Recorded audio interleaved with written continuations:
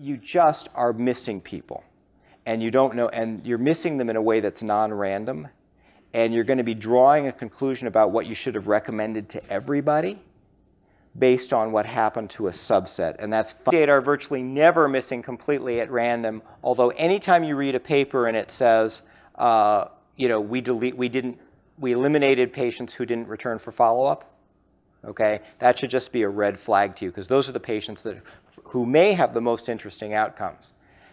So whenever data are missing, ask yourself, why are they missing? Because what is the mechanism of missingness? Why are they missing? What does that tell you about the characteristics of those patients that might make them different or their teeth different than the patients who did come back? So the best way to deal with this is to not have any missing data. The second best way is this technique called multiple imputation. There's a common approach that people talk about, which is last observation carried forward. In your field, that would be equivalent to saying, well, the last time I saw him, the tooth was fine, so I'm going to assume it's fine at 25 years. Okay? It's a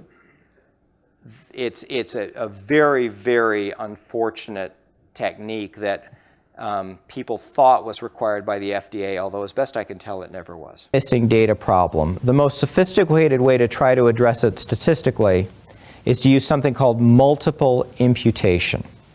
Multiple imputation is a technique where you put numbers, plural, that's why it's multiple, in for the missing data points, but you make enough different realizations of the patient so you capture your uncertainty in their outcome.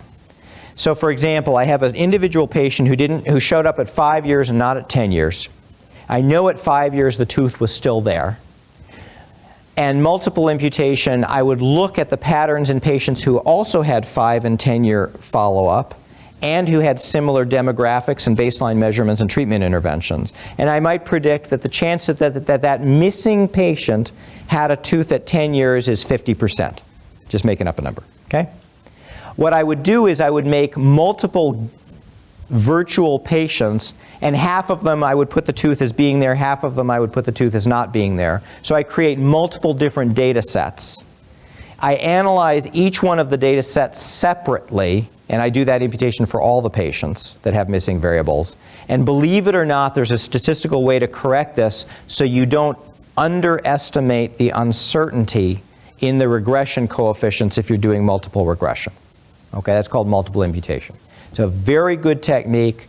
It's pretty effective unless what you have is called informative censoring. Okay.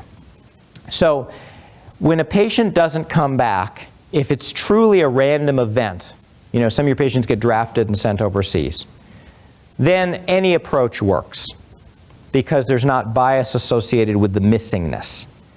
The problem is the thing I've alluded to, where your patients who are missing are fundamentally different than the patients who you can find and entice to come back. And that's called informative censoring, because the fact that they're missing actually has information in it.